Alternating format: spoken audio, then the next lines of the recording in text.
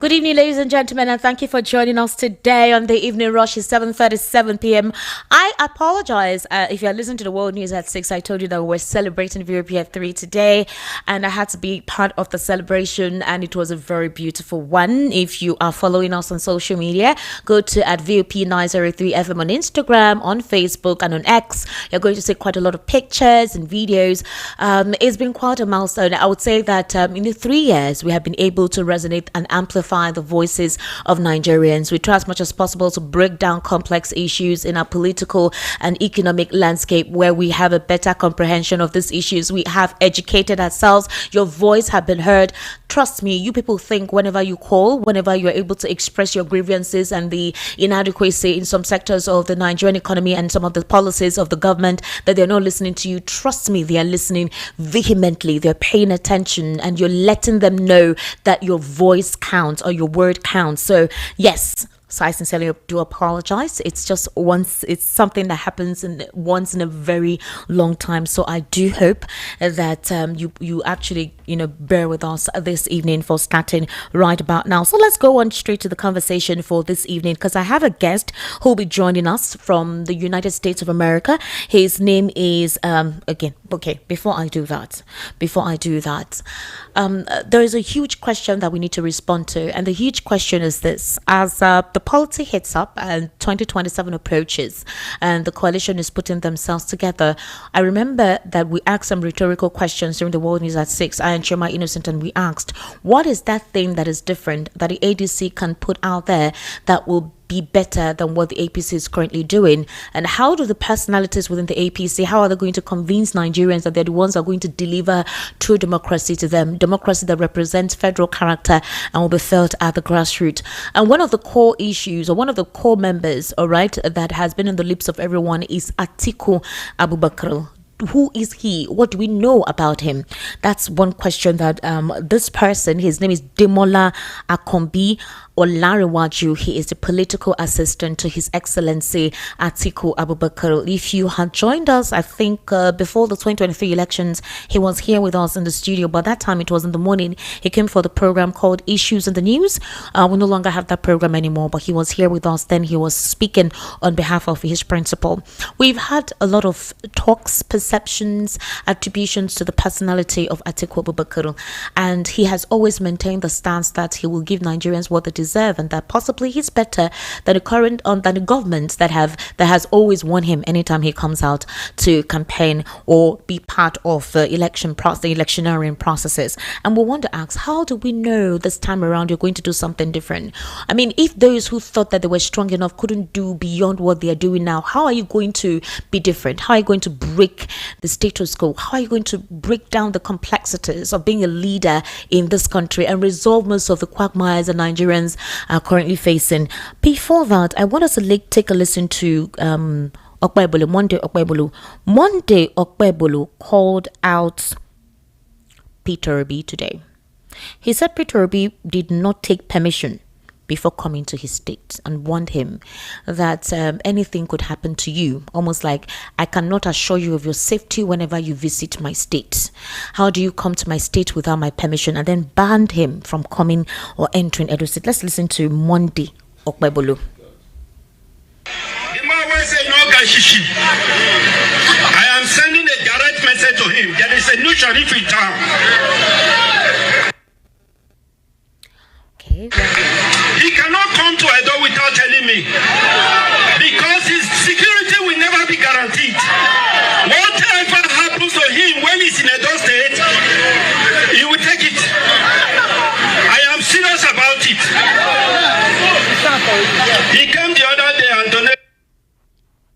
So I don't know if this is a threat to his life. I don't understand how a governor of a state will outrightly stay on a stage and make such a statement.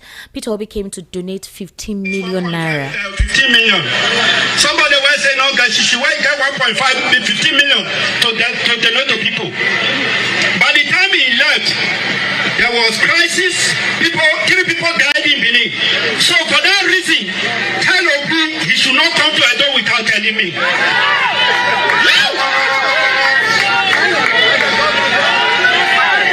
Nothing said with the grace. Let me play that again so we can hear. Because sometimes... The man will say, no, Gashishi. I am sending a direct message to him. There is a new sheriff in town. He cannot come to Edo without telling me. Because his security will never be guaranteed. Whatever happens to him when he's in Edo State, he will take it. I am serious about it. He came the other day and donated 15 million. Somebody was saying, no, guys, she will get 15 million to donate to people. By the time he left, there was crisis. Three people died in Benin. So for that reason, tell Obi he should not come to Edo without telling me.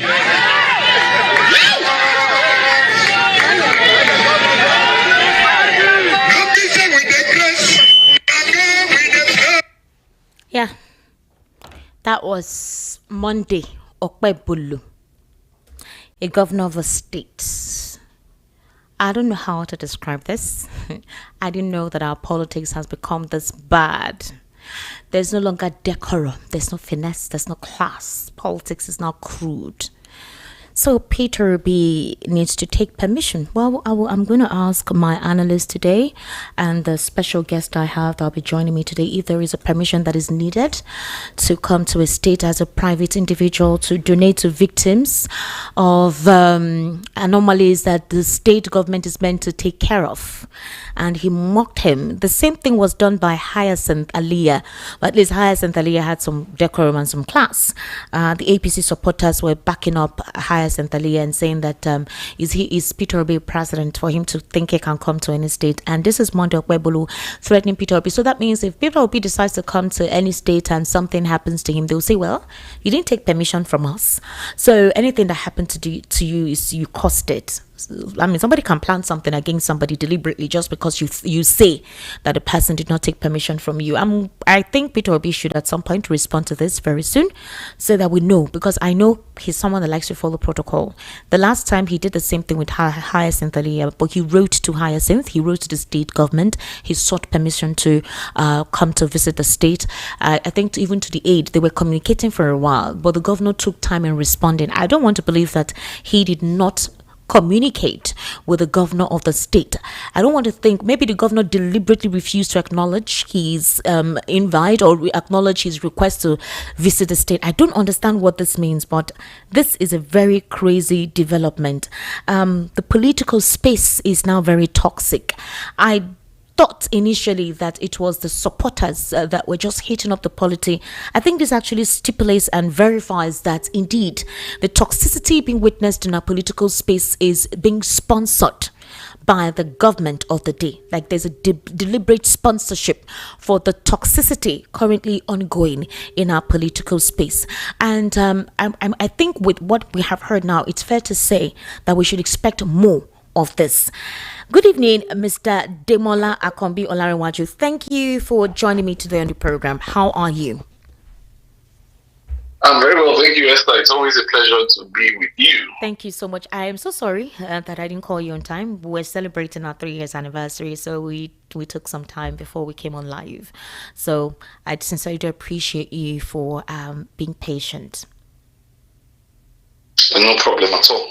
So before we head on to the reason why you're going to be responding to some questions about His Excellency Atiku Abubakar, did you hear Monday Okpebulu today in threatening Peter Obi, saying that he came to Edo State without permission and that anything that happens to him and next time he tries to visit the state, he should take it like that? He said that Peter Obi said he doesn't have shishi, so where did he get 15 million naira from to donate it? People were cheering, people were hailing, and he called him out and said, Peter Obi, I'm talking to you.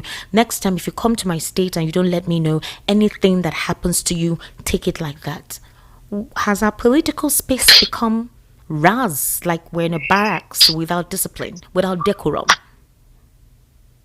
I think that the truth is, APC just manages to pick the worst of them to govern the rest of us, and it's a shame. And the reason why characters like this are picked is so that they can exhibit nuisance value such as that exhibited by the governor of Edo State. I mean, it's an aberration. The election was won by, as we believe, although the Supreme Court and the courts, disagreed, with us. But at the end of the day, the other day you have the Benue State governor also making the same threat, saying that Peter Obi should not come into his state. Now you have Governor Pepolo saying the same thing in those states. So clearly there's an APC script, to bully people out of the race and, show their loyalty to their paymaster, their president in Abuja. And it's honestly, it's a sad situation. It's condemnable. But again, it underscores the need why the coalition is necessary. I'm sure that before the end of today, voices will speak out, alongside be on this matter. Is this not the same man that said we'll provide you insecurity during his campaign, and he said it was doctored? Could it be that he misspoke? Because I want to understand how a governor who is supposedly enlightened and exposed will come on a platform and threaten just because somebody came to you and said, is he telling us that other non-governmental organizations or individuals haven't visited the state to donate without any noise? And maybe, I don't know, because I don't want to believe Peter Obi did not actually take permission or right or something, or being a public figure. But how is it? The truth is, there's nothing that stops anyone from visiting anywhere. Okay, there's nothing that stops anyone from visiting anywhere. Peter Obi is a primary citizen. He's a former presidential candidate, loved across the country, and he visited. Ordinarily, it should not raise any eyebrows. But these APC governors, I believe, and I have explained why I just believe so, because the state governor did the same thing. This time around, now you have Pepolo also saying the same thing. So I think it's an APC script to shrink the political space even further, to railroad everybody into supporting them. It's just a shame that Governor Monday Pepolo is a part of this agenda. I'm not surprised. I do not think that he's fit for that office, and this statement only confirms it for me. Wow. All right. So let's continue the conversation. The ADC, the coming together of the ADC, some Nigerians are happy about it. Some Nigerians are actually grateful that the coalition came on board, because we saw the gradual debilitation of the People's Democratic Party. We saw how the Labour Party, that was number 3 in 2023, literally became extinct. They became a fragment of themselves. There was no more any identity. Nobody understood how the whole thing just disintegrated. So there were no more strong opposition parties. And the president on June 12th, Democracy Day, came on national television in the Senate and said, I'm not happy that there is no opposition, because opposition means a healthy competition in governance, right? But he said that he is happy to see them in disarray. And we have seen the birth, or will I say the coming together of certain individuals joining the ADC. But a couple of Nigerians are skeptical about the political actors in that party. And I'm speaking of His Excellency Atiku Abubakar, David Mark, Rotimi Amechi, El Rufai. There are antecedents, and Nigerians do not trust this set of persons. Now, if you notice, recently there's been issues between the supporters of Peter Obi and Atiku Abubakar.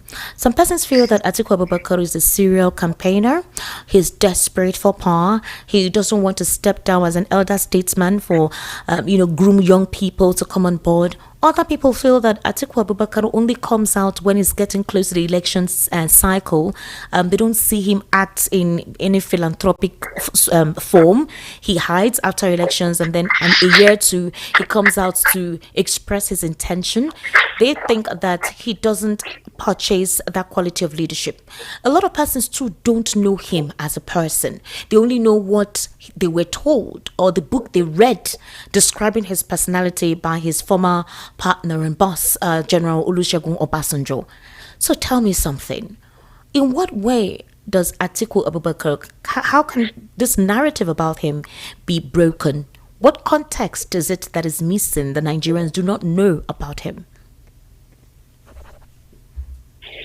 Oh, well, thank you very much. That's quite a lot to unpack from your question. Thank you. And I will try to touch the places that you touched.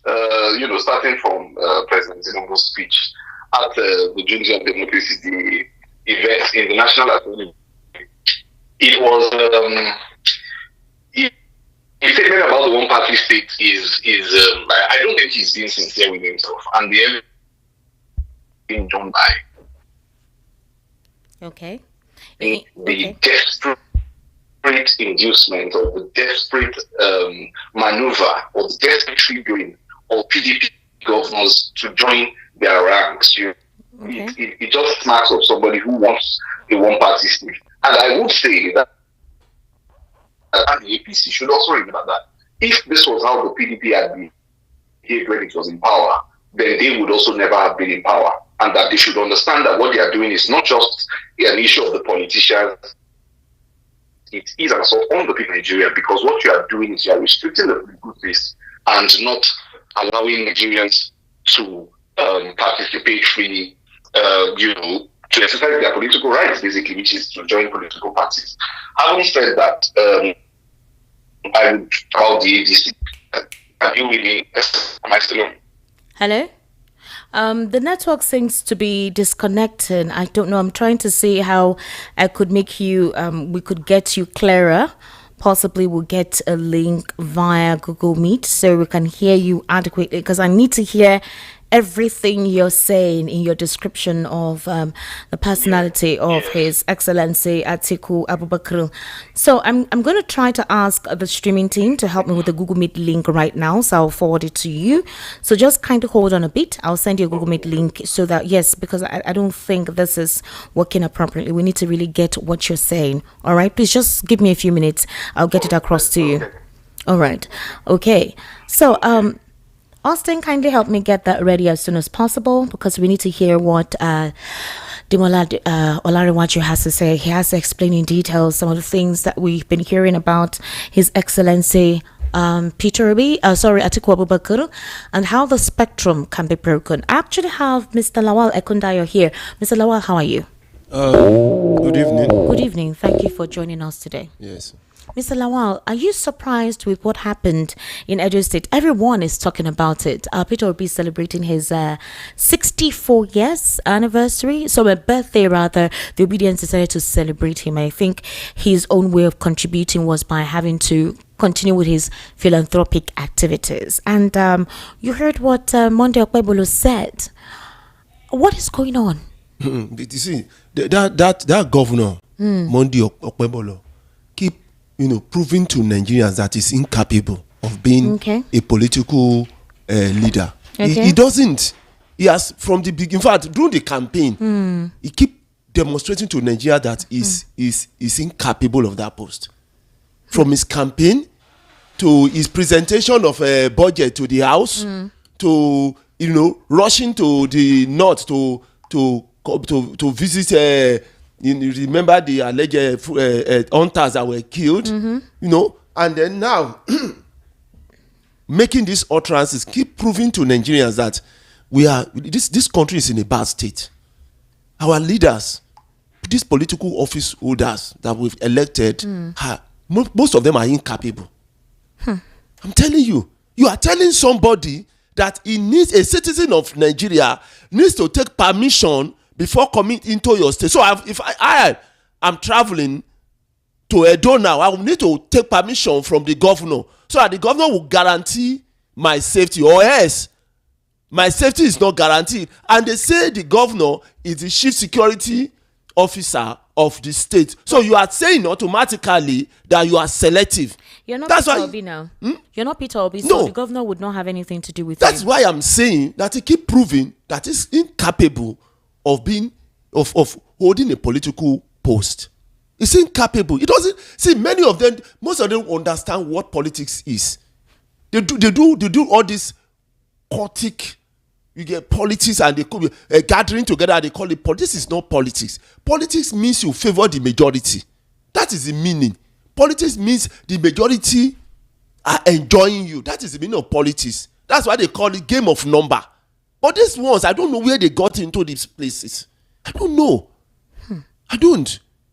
Look at that. Look at that irresponsible utterances from a governor of a state to no. Now let me come back.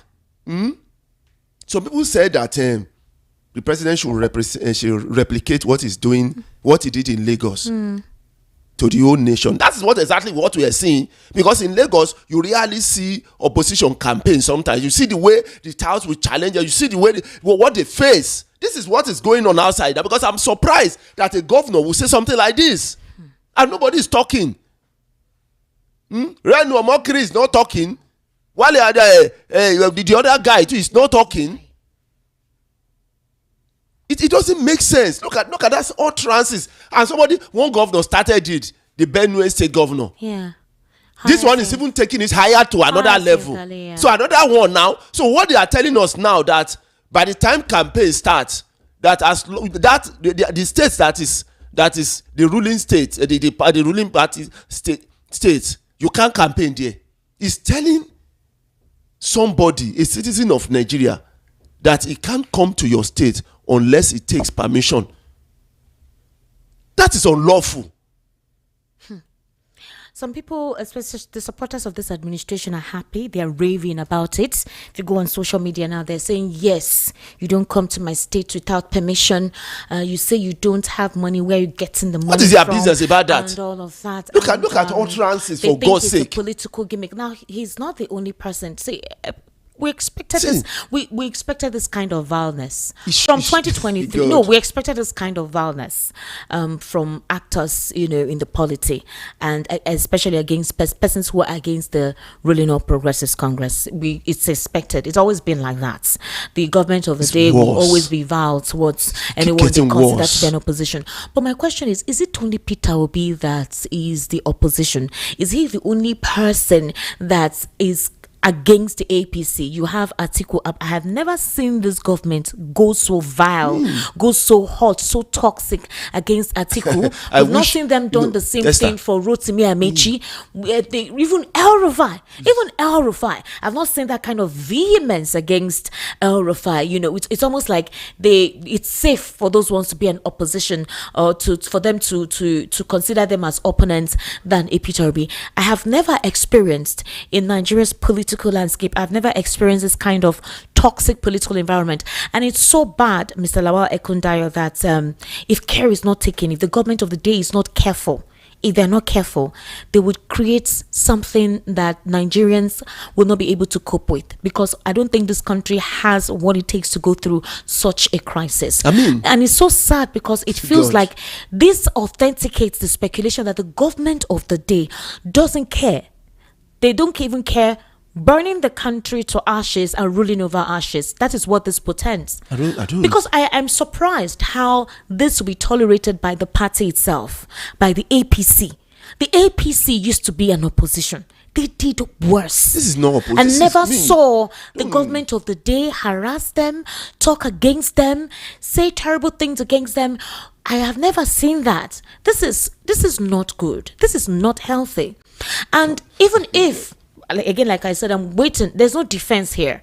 But the fact that you come on stage and literally set the polity alight. You mentioned one individual. Now, it's not just Monday Okpebolo. There's this group, they call themselves the South Emerging Leaders Forum. They issued a strong warning against Peter Obi. They described him continuing with disruptive political activities, and that they fear it may jeopardize ongoing efforts to build a unified opposition ahead of the 2027 general elections. They were expressing deep concerns that Obi's recent move could fracture the delegate alliance being formed to challenge the dominance of the ruling All Progressives Congress. That statement was in a report today, July 17. The forum comprises young leaders and supposed seasoned professionals from Nigeria's South region, affirming its unwavering commitment to protecting the foundation of the growing opposition coalition. They emphasized that the coalition symbolizes a rare opportunity to revive Nigeria's democratic space, and any attempt to manipulate or hijack this process must be forcefully resisted. So the person who is hijacking the process is Peter Obi. So they are calling him out that he's trying to fracture the coalition. So again, that's why I'm asking. And I want Mr. Olariwaju to help us respond. Give us precisely what is being done to handle the situation in changing the perspective of Atiku Abubakar. Austin, please, I'm waiting for you so that I can get back to Demola Akombi-Olariwaju. He is a political assistant to Atiku Abubakar, the former vice president of the Federal Republic of Nigeria, the presidential aspirant under the political party, the People's Democratic Party, in 2023. We couldn't really get across to him at the other time, possibly due to the internet, but we're hoping that we will be able to connect with him as soon as possible. Yes, we have that now, so he should be joining us anytime soon with this. Mr. Lawal Ekundayo, what is the future of our political space if our leaders are acting in this manner? I mean, if a governor can act in this manner, then that means Nigerians can act in any way they want. They can just decide to, out of hate or out of the fact that they are not in the same political mental space, you can decide to do anything you want to do to anybody who doesn't align with you. It doesn't make sense. Even dictatorship is not as hard, it's not as difficult as this, where you're already openly threatening an citizen. I don't care whether it's an opposition or not. You are openly threatening a citizen of Nigeria, a fellow citizen like you, who you have responsibility. You are paid to protect, and you are threatening him. You are asking where does he get money when he says he doesn't have money, 15 million from a governor, a sitting governor, an elected governor. For God's sake, he shows his level of IQ. It shows his level. So we are dealing with political thugs. Yes, who find themselves in post. I told you that this guy has been showing that he is incapable of being a governor. From his campaign, from campaigning, most of the talking were done by Oshomole now. We should call Oshomole out and see, is this what you gave the state? Please come and answer that question. Is this what you gave the state? How many years into his office? Look at what he's saying. Therefore, the next time the man passes, he's just passing across the state, because if you can pass across the state to another state. So if the man is passing across, Obi is passing across the state to another state, they will attack him. And then you come back and say, hey, Shebi, I told him you're supposed to tell me when you are passing. The moment you enter, Shebi, you enter the state. It's not my business what happened to you. The chief security of a state is already being selective of who is going to protect or not. You can see his level of IQ. Very low. Very, very low. Very, very low. The same thing with the one in Benue. That called himself is he a reverend? Look at the way he's behaving. I mean, where do we find all these people? You know, we are very unfortunate in this country. Right. You think the president of America will say that and they will not impeach him? He will leave that post in the next 1 month. All right, he's already gone. Demola has actually joined us. Thank God. I'm so excited. Hello, how are you? I'm very well, thank you. Good to see you. Yes, good to see you. You look good. You really look good. Thank you very much. Welcome. So apologies for the disruption earlier, and I was asking you a question. As you can see, it's getting hot in a political space, but the question is, it now tells us that we really need to have a viable opposition. And Atiku Abubakar has come out to say that he is going to put his heart in the race. So there are skepticisms about his personality. How can you break it down for us? Well, how do you change this perspective about his person? So I was trying to address the Tinubu Democracy Day matter. Yeah. And then I was talking about the ADC. Yeah. But the formation of the ADC came about by Patriots. Patriots looked at the results of the last election. Yeah. And sorry, there's the feedback. I'm getting the feedback in my ear. Okay. Are you still hearing the feedback? Is it better now? Yes. It's better? No, there's still that feedback. I think someone used to name You're still hearing it? Other on the call. You're on a So call? it's coming in like a double feedback. No. I mean, the first person on the Google Meet link. Okay. The VOP. Yes, I think that should be muted. All right. So that I think the how do I explain it? Okay, that's done now. Is it better now? Hello? Okay, I'm still getting the feedback. You're really hearing my So it's like feedback. I'm Who's hearing getting my myself. feedback? Yes, I'm hearing you. I'm hearing you clearly, but I think the feedback is coming from me. As I'm speaking, I'm hearing myself back again, and it's really Oh, sorry. I think they're trying to fix it. yes. The VOP can just mute on the call. All Via right. the Google Meet link. Okay. Go ahead. Is it better now? Okay, I think so. Yes, yes. Yes. Okay, Go so ahead, please.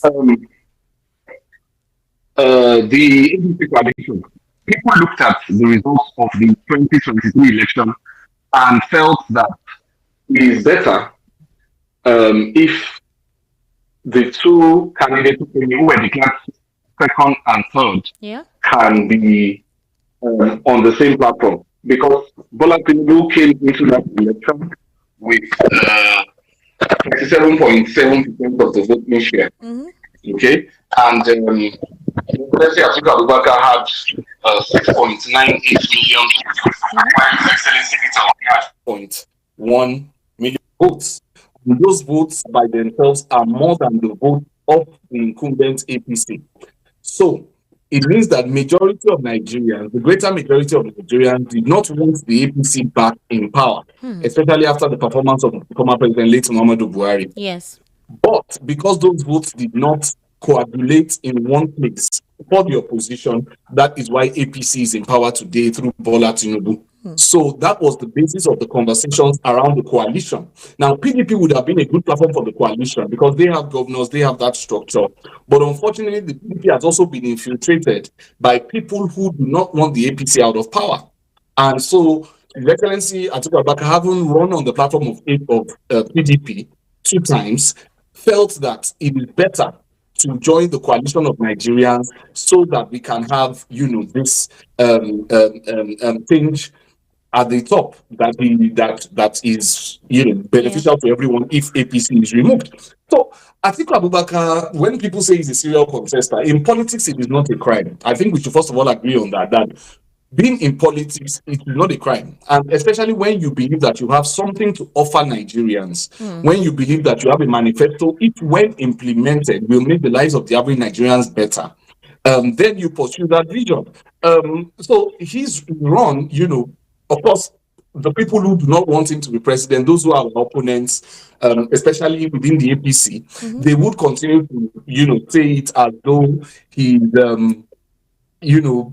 like he doesn't have a right to contest. So he has a right to contest. That right is not deniable. Okay. And he will always be the gentleman to contest. He will go into the contest. If he wins the party ticket, then he would run. If he doesn't win it, he will support the winner the same way he always supports any winner in any free and fair primaries that he has participated in. All right, Demola, here is where the quagmire is. So there's this gentleman agreement. I think that happened before 2015 between the ACN and the CPC before they came together, and the idea was to balance or do power rotation where power is not resident in the north all the time because there's this assumption that they have a population most times. So 8 years for the south, 8 years for the north. And they say this is the time of the South. That why can't Atiku respect that? That was the same thing that happened in the PDP in 2023, which led to what has caused the degeneration of the political party now. And the same thing is likely to happen here again because that's arrangement of this is the time of the South. So support the person from the South if indeed you are all about the interest of Nigeria and not yourself. Well, the truth is this. We should agree again that the problems that face us in Nigeria is not about North or South, whether the leader comes from the North or South. We saw the 8 years of Muhammadu Buhari. We saw how that played out for Nigerians. People became poorer. The economy grew worse. We went into recession a couple of times. Now, the Bola Tinubu administration is also there. That's the person that they claim is from the South. His administration is also there, and they're not getting better. So what I think the focus should be for Nigerians is good governance. And good governance does not reside in any particular place. It's not whether you're a northerner. The problems we are facing in Nigeria face all of us regardless of the fact that we are northerners or southerners. I'm a Yoruba person. I'm not buying things cheaper in the market because a Yoruba man is the president. Okay, I'm buying it for the same price the Igbo person is buying it for the same price a crate of eggs, how expensive that is now. So I'm also buying this thing at the same price that people are buying them. So it's not about whether it is north or south. Our lives are too important for us to leave it to that. And I think the people who bring up that argument are people who are trying to be self-serving. Because the truth is, if anybody gives anyone 1 million naira, if an Igbo man gives me 1 million naira today, I won't reject it because I'm Yoruba. If an Hausa man gives me 1 million naira, I won't reject it because, I only want 1 million naira from a Yoruba man. So why then should we insist that good governance must come from a certain ethnicity at any point in time? So I think people are not really being honest with themselves. They are listening too much to what the naysayers are saying. Now to come to the gentleman agreement, if we look at it, or rather, before I go there, I think I should go first of all to this idea of South, because people like to conflate issues. There is the fact of a political North. Historically, the North has the culture. Right from the 18th century, when Usman Dan Fodio conquered various territories in the North and brought the North together, the North started being one entity. And if you remember, in 1914, when there was the amalgamation, it was the Northern and the Southern Protectorate. Yes. But within 12 years, they had to divide the Western region from the Eastern region because they discovered that the Igbo people are culturally, religiously, and historically distinct from the Yorubas. So when people try to lump it all under the agenda of South, it has only always ever favored one section of the South, which is the Southwestern region. From 1999 to 2007, Olusegun Obasanjo was president. He's of Yoruba extraction. From 2015 to 2023, Professor Oshibajo was vice president. He is of Yoruba extraction. And now Bola Tinubu is in power from 2023 up till 2027, hopefully, if the opposition gets it acts right. Making, that's by that time, the Yorubas would have been in power in Aso Rock either as president or as vice for 20 continuous years. Whereas the Igbos have not been. So where is the justice? And it's all under this tag of South. So I think people really need to consider when they say what South means. It's either we are being fair to ourselves and say, it should go to the Southeast or it should go to the South. Then we can say that. But even regard that, I believe that we should be on the issue of good governance. But taking the argument further again, from 1999 till date, how many years has the North spent in power? The full tenure, 2 terms. Muhammadu Buhari, 8 years. And then, Umaru Musa Yar'Adua, let's say we give him 4 years. Okay, let's even give him the entire 4 years, even though it was more about 2.5. But let's give him the entire 4. So that's a total of 12 years. Olusegun Obasanjo did 8 years. Then Goodluck Jonathan also did his own 4 years. And now you have Bola Tinubu 4 years. That's 16 years for the South already. So the entire thing for me is an argument that should not be dwelt upon. We can defeat that argument in the realm of logic as I have just done. Number one, because the idea of South does not exist. I will take you back to 1979 when they were going to contest election. Even before 1979, okay, we've seen the amalgamation, the Usman Dan Fodio. Okay, the Northern region has always remained as one political bloc. And then came the time of Sardauna Ahmadu Bello.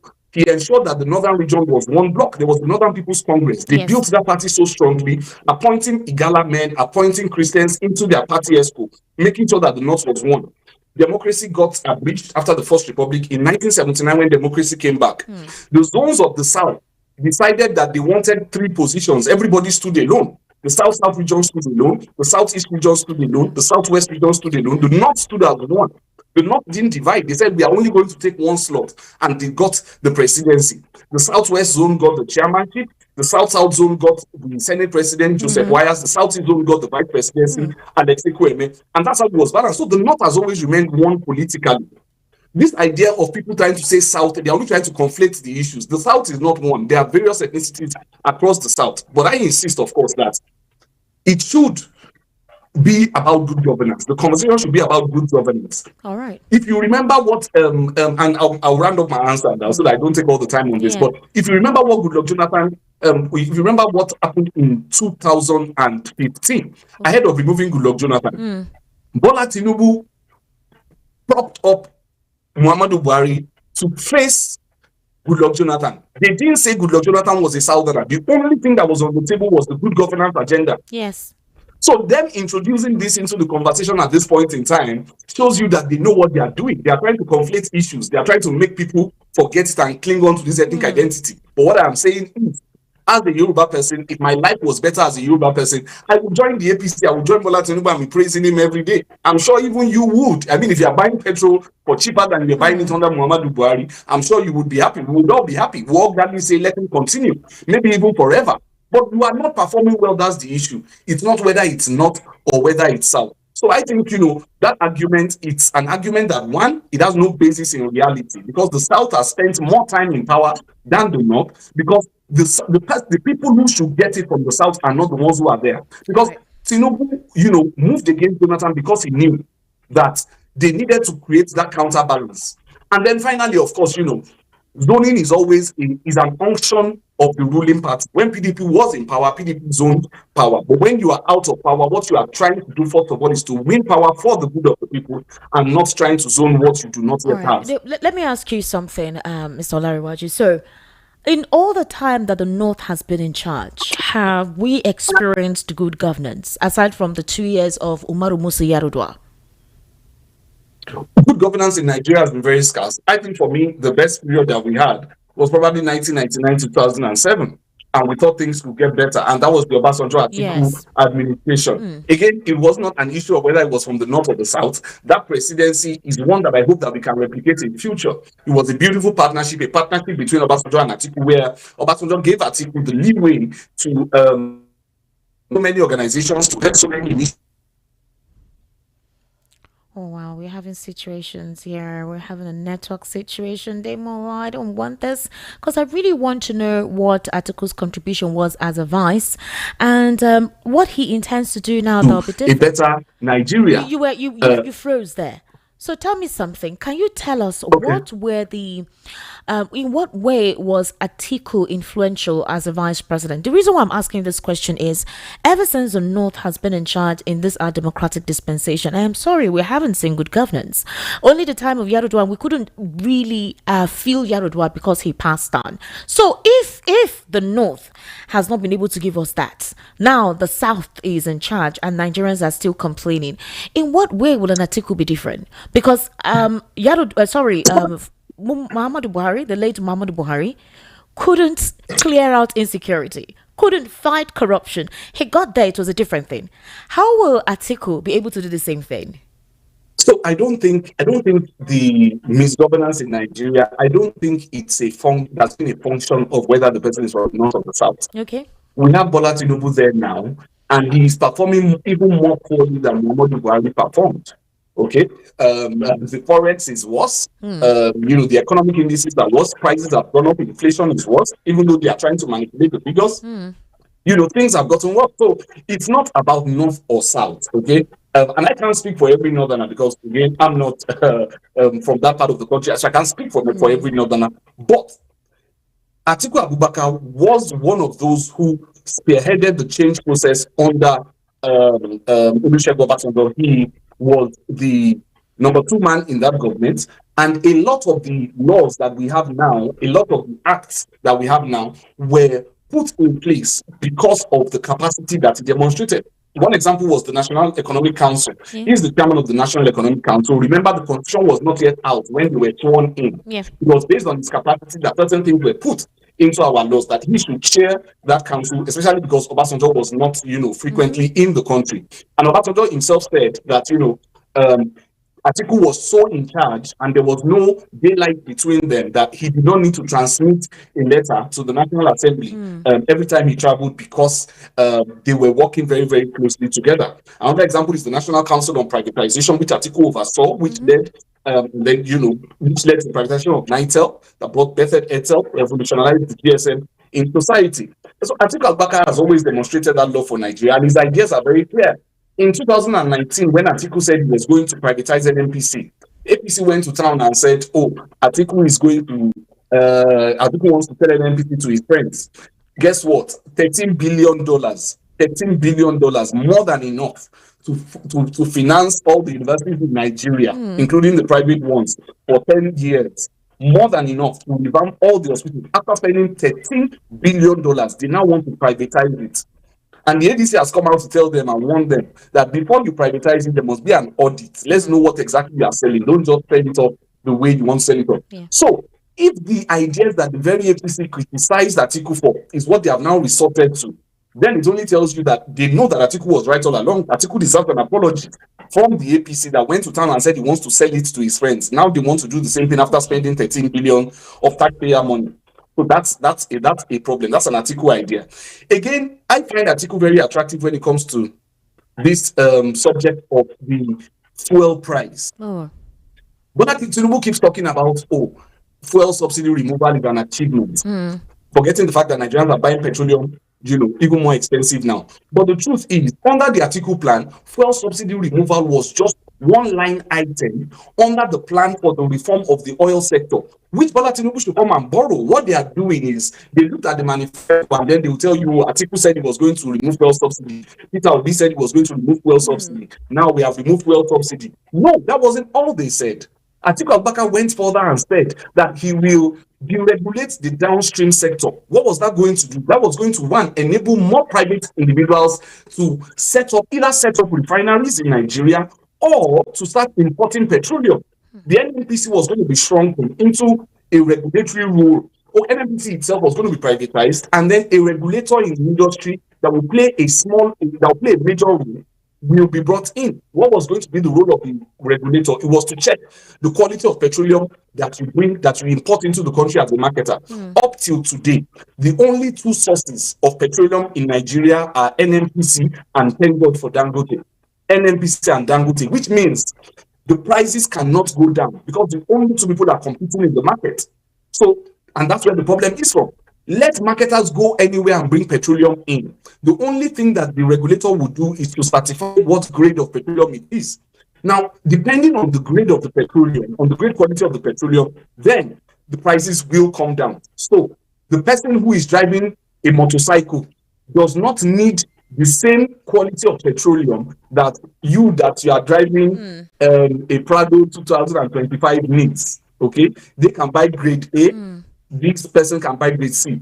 I don't need the same quality of petroleum for my my neighbor as the same quality of petroleum that somebody else needs for his own, G-Wagon 2024.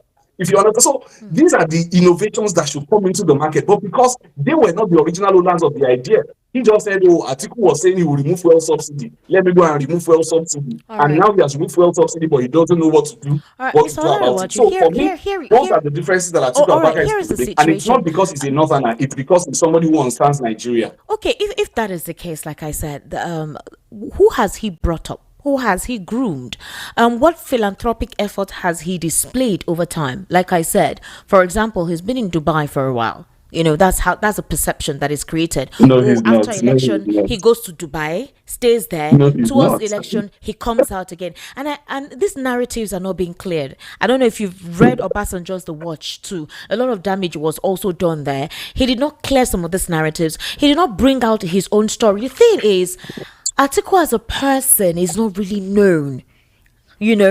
All people know basically what has been painted about him or other narratives people have said about him. When he worked in customs, the serial campaigning thing, the fact that they think he's desperate for power. He doesn't want to recede. He doesn't want to stay back. He doesn't want to act as an elder statesman. He doesn't want to put his ambition aside like Bola Tinubu did. He had always wanted to be a president since 2007, but he set up people. And then in 2015, when there was an opportunity for him to become the president, he didn't take it. He worked on it. He was patient, So that's a comparison here. And that's why the distrust is in. The distrust about his person is there. So this disconnect is only happening because of the climate we find ourselves in Nigeria. Okay. When people want to be political, then people throw all sorts of things up. Atiku Abubakar contested in 2019, and some of the same people who campaigned against us in 2023 were those who voted for us, okay? But because this time there was an ethnic mistrust, and that was when it happened, there is no politician in the history of Nigeria who has the pan-Nigerian sellability that Atiku Abubakar has. Nobody has been a bigger bridge builder than he himself. Atiku Abubakar was mentored by Shehu Musa Yar'Adua, and Shehu Musa Yar'Adua is famous for saying that he was going to build a bridge over the Niger, to bridge the north and the south. Atiku Abubakar Shehu Musa Yar'Adua died before he could fulfill that vision. Atiku Abubakar has continued that vision, and Atiku Abubakar remained loyal to him all through his life. He's one of the major supporters of the Yar'Adua Foundation till today. Okay, that's his mentor. And because of the way that he was mentored politically, Atiku Abubakar has also mentored a lot of people. You cannot mention the story of so many politicians in Nigeria today without mentioning, especially the younger ones. A lot of them passed through him. People like Malam Nasir El-Rufai, he was one of those who brought him in and recommended him. In setting up the EFCC, Atiku Abubakar was the one who provided from government, who approved that EFCC should have seed funding to start to fight corruption under Nuhu Ribadu. Okay. And again, it's unfortunate that when you are in politics, people do not come out to recognize, to give you your due role. And so some people say, oh, they were never a part of it. But he, as a person, is the biggest pan-Nigerian politician that we have now. He has always been considered the bridge between the North and the South. As regards the Dubai allegation, it is simply false. Atiku Abubakar was there during the COVID situation. We all know that there was no fly zone at that time, so he was stuck in Dubai, and he used the opportunity to get a master's degree. Just a few years ago, he used the opportunity to get a master's degree to sharpen himself, his mental faculty. He got his master's degree, and he's in Nigeria. He's mostly in Nigeria. If he's not in Nigeria, he's in an African country. Okay, he's in an African country. He is not as often in let me Dubai. ask you something. Is there a rift between Atiku and Peter Obi as individuals? Is there any rift between the both of them? No, there is none. There is none. So why are the supporters clashing? Why is it that they cannot put their head wrapped around them working together? Well, I think the supporters are. I think a lot of people are being unnecessarily antagonistic. I think in the next few weeks, people are going to get used to the idea of APC. I mean, some of us had known all along that Atiku Abubakar was going to leave the PDP, okay? And so our minds had been prepped. We had known that we're going to join the APC. We had known some of the people who were part of the coalition, and we had spoken widely about it. I think His Excellency Peter Obi perhaps had not really been clear to his followers, so it caught a lot of them by surprise, the idea of the coalition. I was on the Twitter spaces that he held, a fantastic Twitter spaces that he held, where he mentioned that, you're part of the coalition. And the first answer he gave, people weren't really clear on that. And then some guy, Professor Lako, I believe was the handle, asked a more definitive question and said, sir, can you categorically tell us whether you are part of the coalition or not? And he said, yes, I am part of the coalition. I've been holding meetings with the coalition. And so since then, I think there's still a lot of shock. People are still trying to get used to the idea. You could see the following day, some of the major supporters came out and were insulting Nasir El-Rufai and saying that Nasir El-Rufai was this, insulting leaders of the chieftains and saying, oh, we are going to use you guys to win the presidency. I think, a lot of it is still some shock factor, on the part of those people. And I think, but for me, the bigger shock factor is for the APC. They never saw it coming. They never thought that Atiku Abubakar and Peter Obi can unite under the same political umbrella.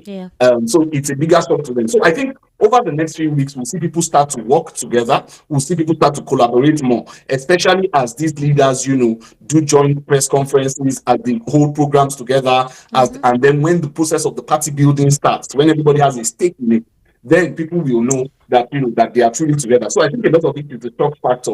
On the article, we told our people, His Excellency Peter Obi is to be respected. He's a coalition partner. We've never been focused on any candidate anyway. We've always been focused on the APC, and that's why even in the program I've talked more about this. But to go back to the OBJ question that you mentioned earlier, everyone knows what Atiku did to OBJ. It was the 2007 top 10 bids that Atiku Abubakar truncated, which he joined. Atiku Obi did not expect that. But because Atiku is a man of conviction, he is not somebody who will say, oh, because I may benefit from being a third-term vice president, then let me do this. So when people say, oh, why can't Atiku sacrifice? Atiku has been the one who has sacrificed so much in Nigeria. The one politician who has sacrificed a lot.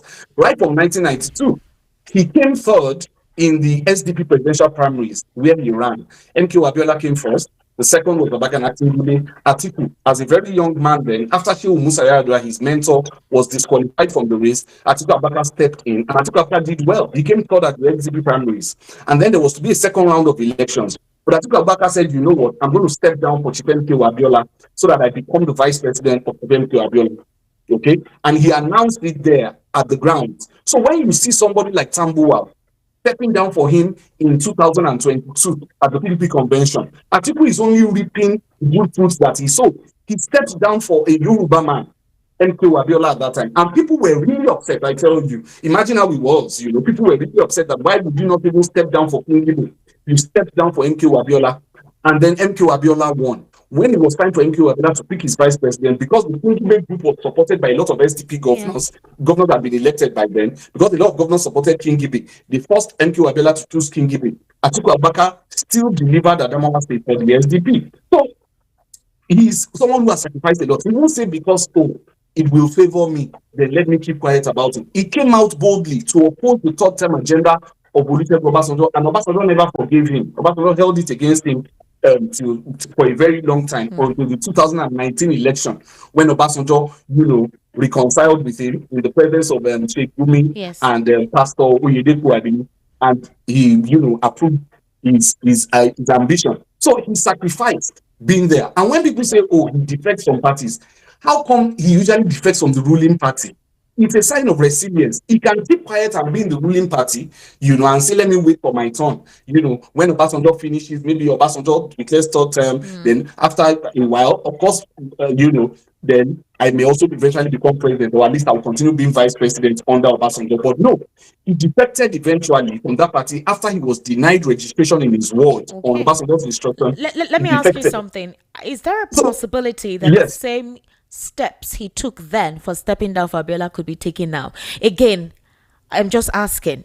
Yes, he has thrown his hat in the race. They say they're going to have a clear-cut primary where everybody does their thing. Whoever wins, emerges. Because the talk now is for an agreement to be signed. So anyone who actually emerges as the winner in that particular primary, everybody there would show their support towards the person. So my question now is, do we see the same thing happening? Again, nobody knows anything. I think it's deliberate that a couple of salient issues are not being let out to the open. Is it possible, due to statesmanship, or to actually prove the APC wrong? Because every machinery is needed if they intend to be a strong opponent to the current party of the day. Tinubu is not going to let this power go. He's not going to give it an easy win. Or the work, in fact, Tinubu is an active opposition as a ruling party right now. The APC is an active opposition as a ruling party right now. And the political space is getting toxic. And we're expecting more, whether propaganda, whatever threats actually come out, it's all gun blazing. You saw what Monday Okwebolo did today. So we're expected to see more gun blazing attitudes from the current government of the day.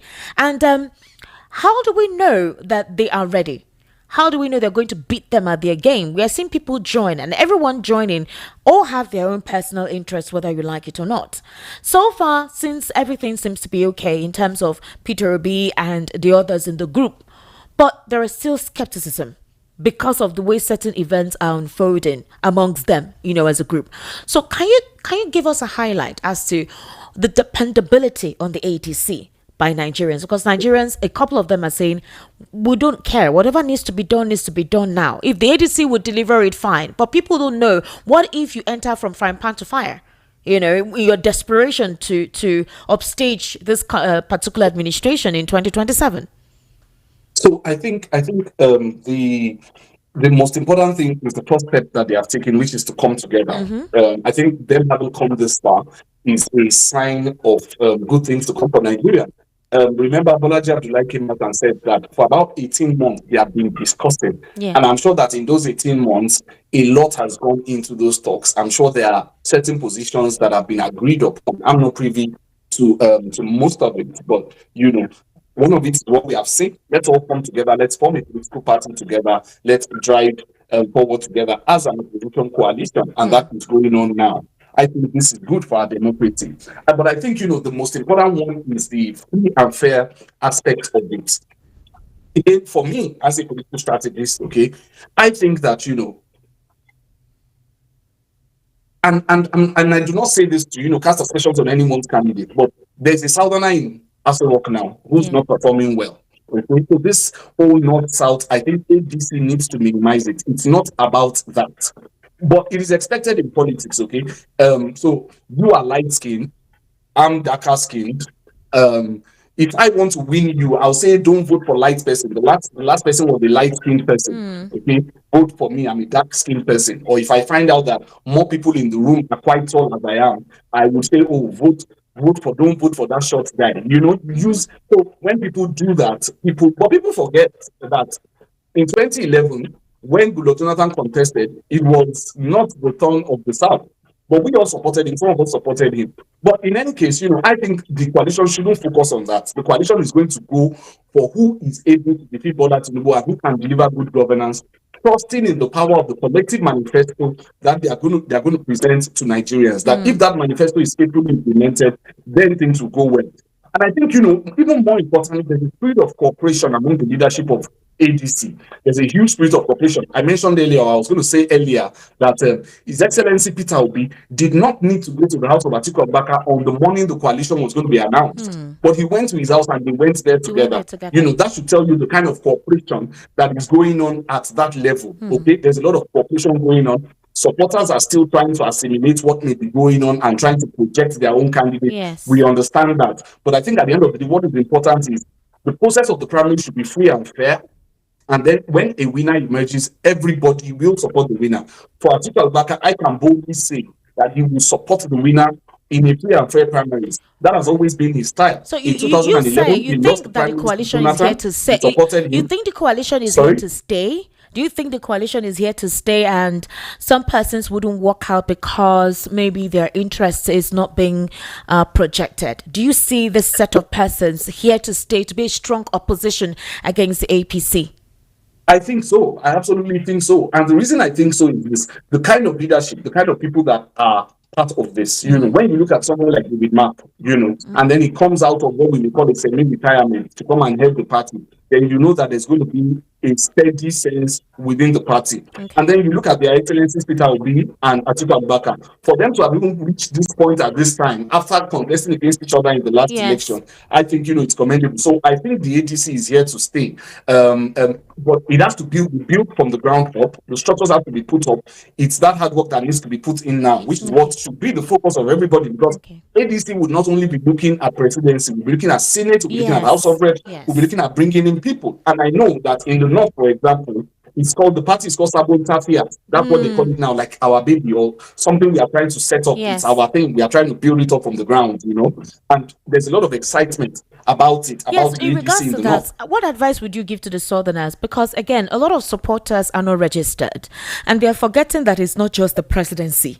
Because even if any one of them emerges as a president from the ADC, if you don't have your own persons in the National Assembly, House of Reps, they can wake up one day and say, you know what, since we are majority the opposition, they can write up for impeachment. We know it's not supposed to be so, but that is how it happens in politics.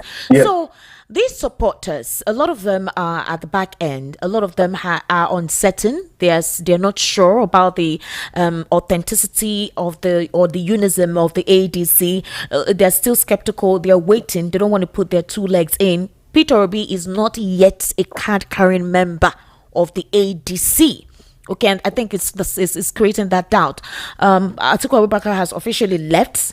El Rufai is still a member of the SDP, though. He's still a member of the SDP. He's also not yet a card-carrying member of the ADC. A couple of them are not yet card-carrying members of the ADC. So don't you think this is what is causing the speculation and the hesitancy by from their supporters?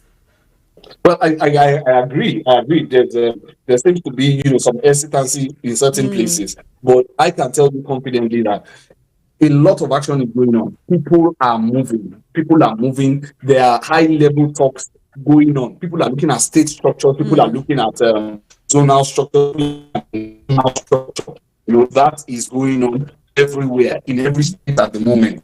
As a matter of fact, every single state, anchor people have already been connected. There are anchor people already, So that is going on. I think, but not all of it will play out. And I will say this, again, the only reason we are talking about politics right now, 2 years away from election, because sometimes, when we talk about politics so much, we think that the election is happening tomorrow. You would think that the election is happening tomorrow, but the truth is, it's not happening tomorrow. It's simply because politics is the only thing that this government is able to do. They don't know how to implement policies. So there is quite a lot of time, for His Excellency Peter Obi to resign and join. There's quite a lot of time for Matthew Rufai to lead the SDP. There is quite a lot of time. The primaries are not happening at least for the next over 9 months, and it's a very long time in politics. 1 day is a long time in politics. Yeah. So a lot of movements is going on. Much of it may not be obvious to everybody yet, but people are moving. For us in the Atiku camp, a lot of our people have moved into the structures. People are resigning, they moving into the ADC structure, and I believe that the ADC is performing, living up to its role as an opposition party. Malam Bolaji Abdullahi has hit the government harder than PDP has done since 2019, probably. So yes, I think the ADC will be very, very strong when it's fully done. All right, Deola Rawaju, thank you so much. I sincerely do appreciate you taking your time to give us all of this, and very certain questions will come your way. We are done? Yes. You want to? Okay, you want more? Please go ahead. You want to talk more? Go ahead. Okay, well, I would have loved to say, Atiku, I think every time he has lost elections, I was making that point earlier. Every time he has lost elections in primaries, he has never defected from the political party on that basis. Okay. In 2011, he lost at the presidential primaries to Goodluck Jonathan. Yes. He supported Goodluck Jonathan in 2011. In 2015, he was in the APC. He lost to Muhammadu Buhari at the primaries. He supported him at that time. So he always supports the winners. Why he leaves political parties is also clear. He leaves it based on principle. He's a very principled person. And I'll recount this personal thing that we had with him. I take about 5 minutes. It was around the last election, 2023. I had just been appointed, and then he came to Lagos. And because I am based in Lagos, I joined that movement. And we went for the MBA conference, okay? And at the MBA conference, he talked about, federal universities, that he was going to give federal universities to the states. The states should take over the federal universities. To clarify, so that, the Bola Tinubu people don't hear it and just go and start implementing. It was supposed to be a part of the plan to create a smaller overhead for the federal.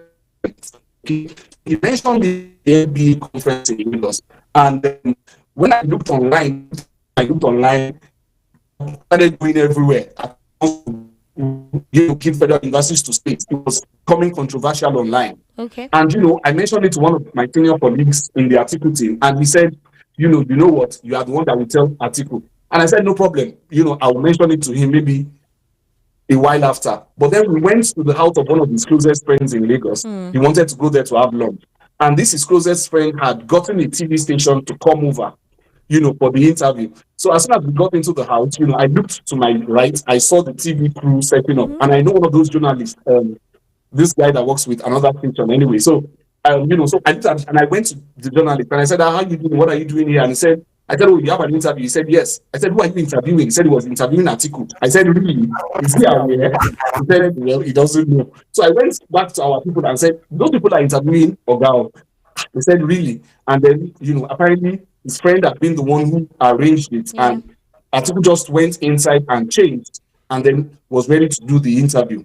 And I felt that because he had mentioned that federal university thing, he might go in there and mention this thing again, and then it becomes an issue.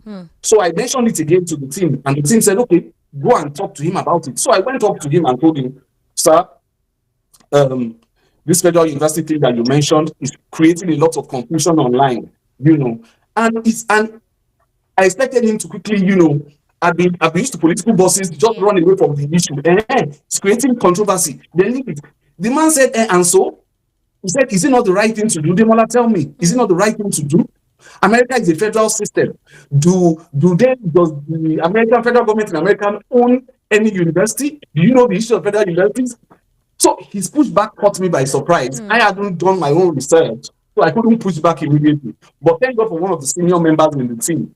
He quickly interjected and said, sir, we don't want this to become another controversy like the NMPC controversy of 2019, so that this does not become the talking point that dominates the entire campaign cycle. So I think we should not, keep on repeating this as a talking point. And then he, reluctantly considered and said, we'll come back to the matter after. So I had to go and do my own fact check.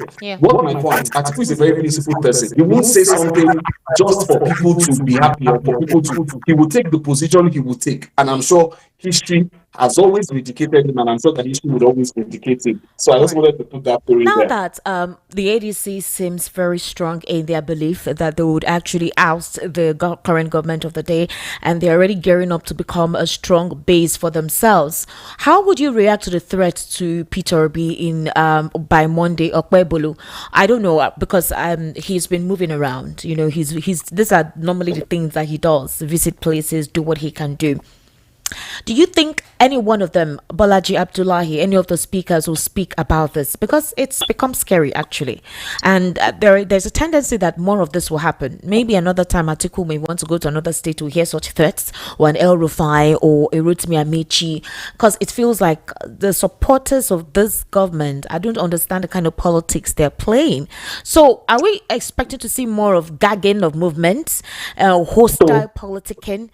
Explain, or what would the ADC, how they react to this now that it feels one of their person was being targeted? I think there's going to be definitely a reaction from Malam Bolaji Abdullahi. And before I come to that, you mentioned that maybe it could happen to Atiku, but there are some things that there's a level of respect that the system has to accord Atiku Abubakar, the former vice president. Yeah. Minister Peter Kiyamo was on Twitter the other day exhibiting his lack of understanding of government, that as the former vice president, Atiku Abubakar until the end of his life can use the coat of arms on any official document. The former vice president of Nigeria, he has DSS securing him, he has mobile policemen securing him. If anything happens to him anywhere in Nigeria, it's a problem, it's an embarrassment to the federal government. Yeah. So there are things that someone like Monday or Kwebolo cannot do with a politician like Atiku Abubakar. But regardless, it should not be done to any citizen whatsoever. And I absolutely condemn his statement, to Peter Obi. Peter Obi is a free individual. He can move anywhere he wants in the country. He has a right. And he did not come to do anything campaign. He didn't come to do anything that was wrong. He donated money. If you are the governor has lived up to your responsibility, then Peter Obi will not be there. And I think this is becoming a pattern for the APC. Yeah. We saw it first of all happen in Benue State, where the Reverend Father was telling Peter Obi not to come into the state. Now we are seeing this governor. I think it's an APC script to try to bully their opponents out of the race. But it's unfortunate, and I'm sure that the ADP will condemn it totally. I personally, on behalf of the Atiku camp, I'm saying categorically that it is wrong, it is condemnable. But Momobi Okpebolo is with all due respect to the office, he is acting irresponsibly with the powers and the respect that should be given to that office. Those sort of statements should unbecoming of a governor of that state. If he has not been properly told how to react as a governor, this is not one of it. He does not have any right to stop a private citizen from coming into any state in Nigeria. And if anything happens to Peter Obi in Edo State from this moment on, or even to Peter Obi supporters in Edo State, then Monday Okpebolo should be held responsible. Demola, thank you so much. Honestly, you spoke well. You represented your principle well. I do hope that we are following up issues in the polity, but I do hope that the ADC maintains that unison and sanctity, because our politics and the way we do our politics needs to be sanitized. The method with which politicking is done in this part of the world is wrong, because the people bear the consequences or the brunt of all of this, and the people should be the priority of any politicking in this country. Demola Rawaju, thank you so much. I sincerely do appreciate you being on the program today. Thank you so much, Esther. It's always a pleasure to be with you, and I'm ready to come on anytime again. Thank you. Oh, you're going to come on. I'm waiting for you. I'm ready. I said I'm ready to come on. Yes, you're going to come on. Great, Thank you so much. More will still evolve. So your presence and your insight will be needed. Thank you, Deola. Thank you very much. It's been my honor. Yes, good night. Have yourself a wonderful evening. Okay, so right now we're going to take a few calls. Sorry about it. I do hope I'll be giving some grace in the program. Management, please, I am begging you. We didn't start on time. We were celebrating. We're doing party. We're doing small party. Management, please, I'm begging you. Give us small time. All right. So let's take your reaction. Mr. Lawal Ekundare, how do you react to this? What Demola said concerning everything about His Excellency Atiku Abubakar, the thoughts and perception about his person, the controversy about his person and his ability to lead, the fact that he needs to stay back. We know your stance, but very briefly. Yes, you know my stand. My stand. What I keep saying is this: one, is it qualified? You get? 2, Is it too old mentally, physically, not to go ahead? Does it have a good antecedent? That's all I look for. Okay. When it comes to leadership, every other thing you are saying, whether it comes from the ground into the devil's den or whatever, I don't care. As for the situation with the Edo State Governor Monday Okpebolo, I've told you, so I've made my own point clear that the man keep proving to the whole country that he's incapable of being a governor. He's incapable of being ordinary councillor of his state. He's incapable of being a leader in a company. A leader, he can't even be a leader in a company. He can't hold a post in a company, because when people are under you and you are not segregated based on your own sentiment, then you can't rule. You can't be a leader. A leader will listen to everybody. You can't tell me you will not pay salary of some workers because you don't like their face, or maybe they don't support somebody. Then you are a bad leader. You be got rid of immediately.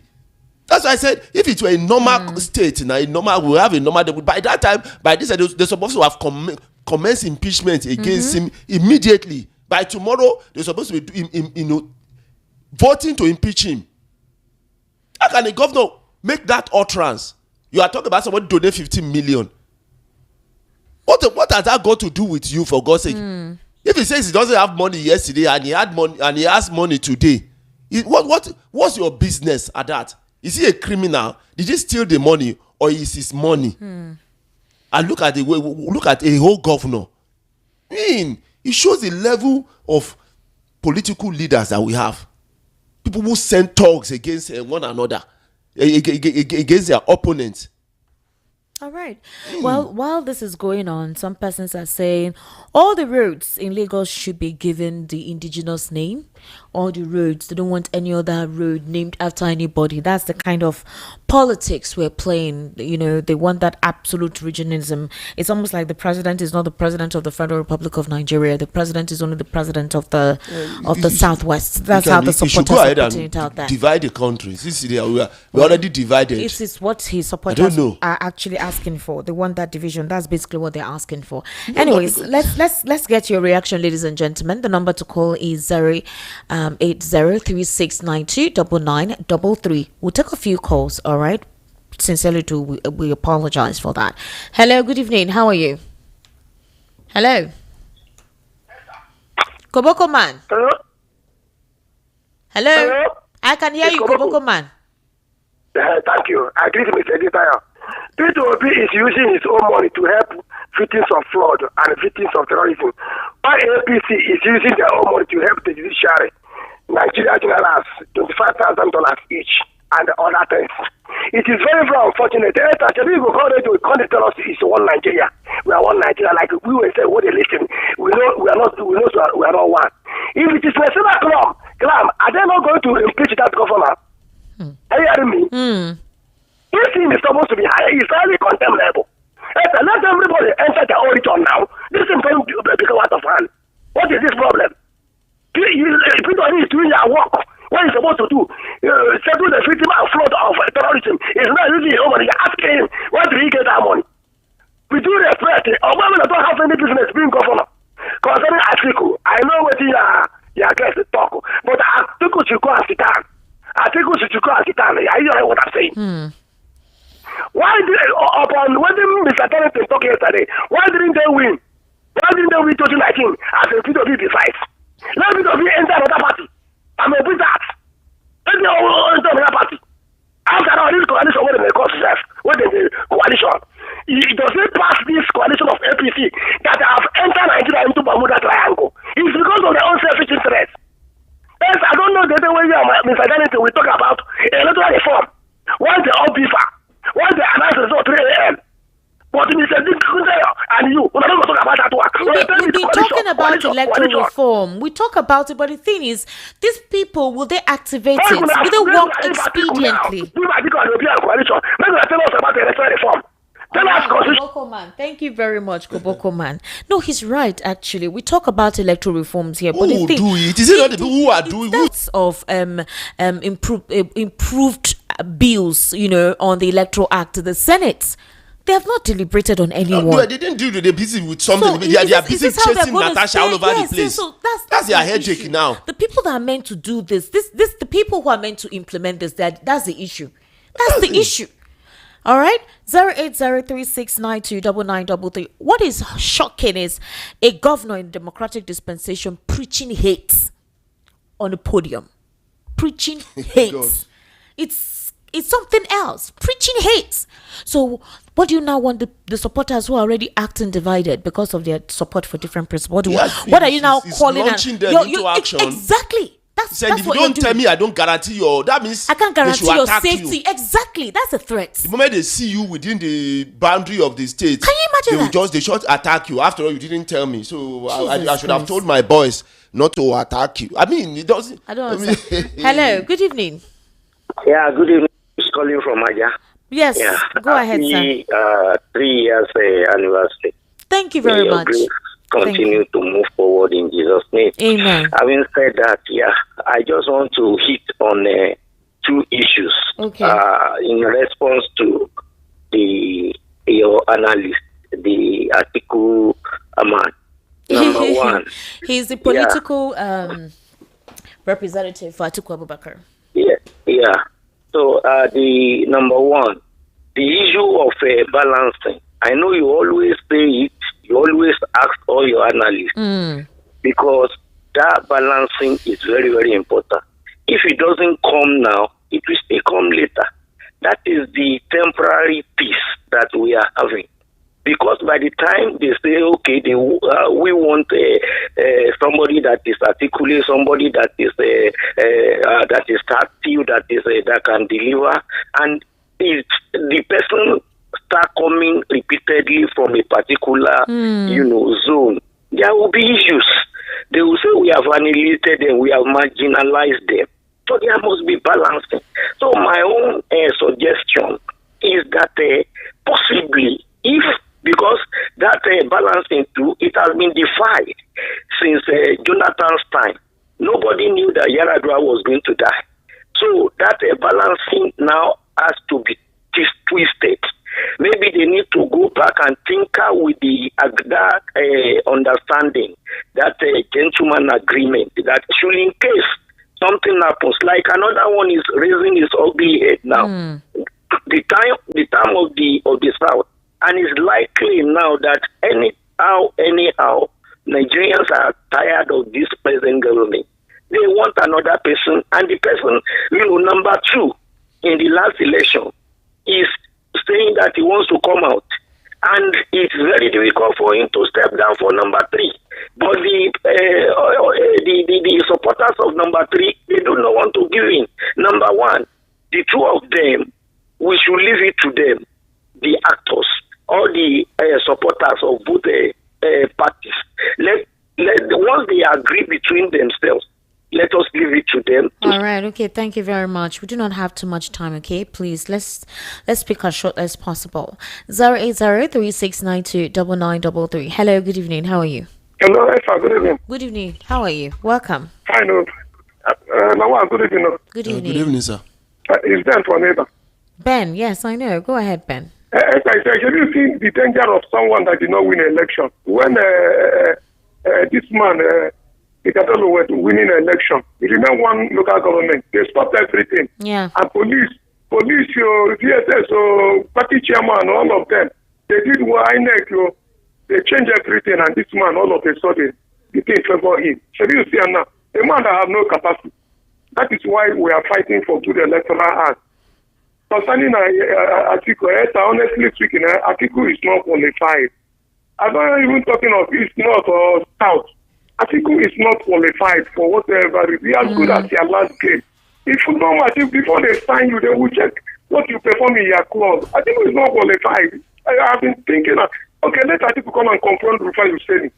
Rise television and channels. Why is he running away from the press? When Husseini finished, he has done interviewing. You look at the way the drill will be everywhere. Let Atiku come. Until I see 1 million match. If I do not see 1 million match in Sokoto, Bauchi, Zamfara, Borno, Kebbi, Gombe, Yobe, and all this Taraba, Jigawa, If I do not see 1 million march, Kano, Kaduna, I will say let Atiku go. If I see 1 million march in Sokoto, because all these come out, what they alert me and getting from that side, all these are pokey people now. They are saying that it is Igbo they want, it is Obi they want. They want Obi to rule. They are teaching. Why is it that when Buhari died now, they are talking of 12 million votes? The Northern are saying that it is Buhari that tells them who to vote. But now they don't know who to vote. Why when the Atiku is still alive, when Atiku is still active in politics, they would have shifted Atiku and start hailing Atiku. All the while, Atiku has been losing his polling unit in Adamawa. All right. He has been using it. Thank you very much, Ben. Thank you. 08036929933. 08036929933. Hello, good evening. How are you? Good evening. What's your name? John from Mushin. Hello? John from Mushin. John from Mushin. John, can you speak clearer, please? Hello? We have to talk about now the county.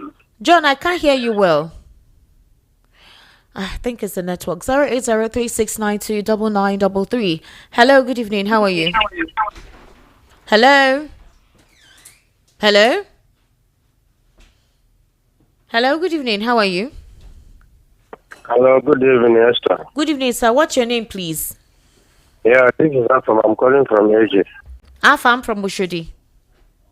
From AJ, Ajoguni. All right, Afam, please speak louder, okay? You sound a little bit low. Go ahead. Yeah, I'm home. That's why I'm sounding. I'm inside. That is the reason. Okay. Well, sorry about that. But you can hear me, right? Yes, I can hear you. Please go ahead. Yes, I want to talk to the governor of Edo State, Monday, Bobo. I don't know what is wrong with that man. Somebody that the cap is not fit to wear, and eventually the person now put on the cap, it began to investigate the person. It's an opportunity for him to become a governor, somebody who did not even win an election. Now he has the privilege to talk to a former governor of Anambra State in such a manner, in such a disrespectful manner, saying that if anything happens to him, if he comes to Edo State, that he should take it. I don't know the kind of people that APC are gathering to become governors, or even to become a party members, because see, some of them need to be checked. Some of them need to be thoroughly checked. Some need to go to psychiatric hospital to be checked, because most of them are not mentally stable. They are not mentally okay, because this Agbo and the Alaye thing is inside them. That is the way they behave. They react in that way. Can you imagine the sitting governor coming out in such a place, making such a comment?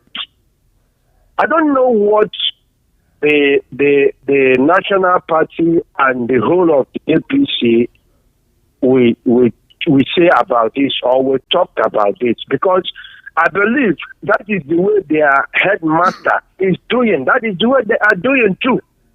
Because if their headmaster is somebody that cannot come out in public and say something lousy as this, I don't believe that their followers will do the same. But because that is how he himself does his own thing, because whenever he comes, he does the subsidy is gone. And at the end of the day, everything will just fall apart. So that is how many of them talks without even reasoning, without even thinking, without even biting their teeth or tongue before they speak out something. So I want to let him know that nothing will happen to P2B. Whether he comes to Edo State, or he passed Edo State, or he even... All right, thank you very much. 08036929933. Hello, good evening. How are you? Good evening, sir. Good evening, sir. What's your name? Yes, Mr. Christian, calling from Shasha. Your radio is turned on. You're supposed to turn it off completely. I've left you already. Yeah, you said your name is what from Shasha? Mr. Christian. All right, Mr. Christian, please go ahead. So what I want to talk is about this issue of Mr. Mondekbegolo said that P2B should, if anything happened to Mr. P2B in those states, that he has nothing to do with. Hello? All right, we've lost you there. 08036929933. Hello, good evening. Hello, Esther. Yes, good evening. Is this Joe? Esther, good evening. Oh. This is Joe from Bariga, right? That's right. Joe, good evening. Esther. Yes, sir. You know, I have told you so many times with that number that I was born in 1960. Today, I have not seen this type of democracy. To be sincere, I watched several, both military, both civilian. I have never watched this kind of scenario. It's very touchy. Is it that all the whole APC members, they are there, or what? They behave same way. And then, I have not seen where they will say, okay, let me call this man to order. I have never had that in the history of this democracy. And if we continue in this way, sir, I have told you, if we continue in this way, it's not that I want to bring this thing to Nigeria. I want to cost Nigeria. But if we continue in this way, this wicked way, we'll be heading to Sodom and Gomorrah if care is not taken. So I've said it time with that number. This is not our democracy. This is not democracy again. It's something else. I don't know what the name will call this one. Thank you. Good night. Thank you very much. Like I said, if according to him, he what's his name, Monday Ekpebolo, he said Peter Obi did not go through the right channel in informing him or something. Informing him. Yes, well, I don't know what else. There's no justification for what he has done. No, he's a known figure. Let's just assume that that's the case. But why such a statement? Why such a manner?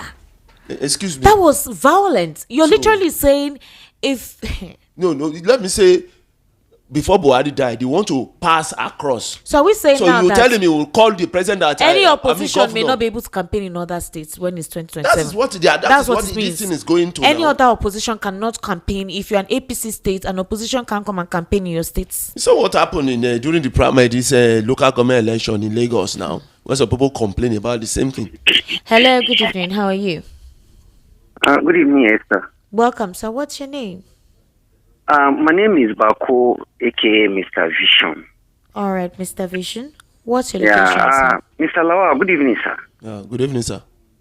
Yeah. First of all, I want to start by saying there is freedom of movement to every citizen of Nigeria. That's what the Constitution guarantees. Every citizen, and I want to believe that Obi is a citizen of Nigeria.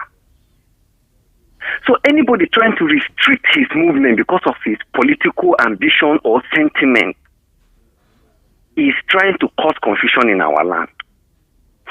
Secondly, I want to make it clear that Monday Okpebolo has just campaigned against APC because we, the youths, are seeing everything that is happening. They are now proving themselves, even at this point of time, that they are irresponsible people. But going forward, Obi, if they don't want him there, how many votes can they even deliver? We from the north, we can deliver the whole vote that both south and west can join together. Did they have voters card? I can tell you categorically that we in the north, a man who is gently married with 3 wives and has 20 children, his 20 children all of them have voters card. We don't support politics with mouth. Do they have voters card? Obi, we loved him, and whether they like it or not, like I said the other day, APC will be an orphan in 2027 because the ADC is coming and we are all behind ADC. We love Obi and Obi will be there. I want to plead with my Igbo brothers. That's the last thing I want to say. Please, all my Igbo people across Nigeria, if they are hearing me now, this is not the time of either south, east or north. This is rescue mission.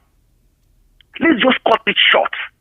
Let's not talk long story about this. It's just a rescue mission. It's not either this. And when we talk about capability or somebody who is eligible. We are not talking not just political antecedent alone, but we are looking into who can match to be able to give us this rescue mission successfully. So please, my Igbo brothers, we Northerners, we love you.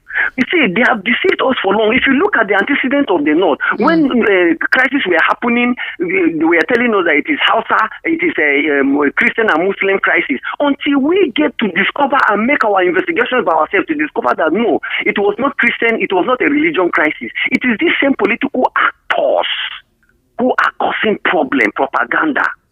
They made the Hausas to look as if they were bad people. These Hausa people are businessmen. They don't even have time for trouble. They brought machinery from Central Africa Republic to the north and made them look as if they were Hausa people. These people are not Hausas. Even the Fulanis, as I'm talking to you, my senior brother has cows with Fulanis. They are training them. Every year we used to sell during Christmas. We know these Fulanis. Some of them, we school together with them. These ones that are killing people in the north, we don't know them. We don't know where they come from. So my Igbo brothers, please, we are one, and we love you people. We have you in our place doing business. In fact, if you go to the north, in my own compound where I come from, we have, I know 2 Igbo men whom their children have married. They were born there. They are now married in the north. They married to our sisters. All right, thank you very much. We live peacefully with them, please. All right, we are one. Thank you very much. 08036929933. That's the number to call. 08036929933. Hello. 08036929933. 0803692. Hello, good evening. How are you? Hello. What's your name? Yeah, Esther, good evening. Good evening, sir. What's your name, sir? Mr. Fundayo, good evening, sir. Good evening, sir. I'm Sonny calling from Ojalaba. All right, sir. Please go ahead. I also want to check mouth for what has happened for Edo State about P2B and the Monde problem. You see, Esther, I don't know how the 2027 will go, you know. See now, these actors, some people will be saying they know, will be the leader.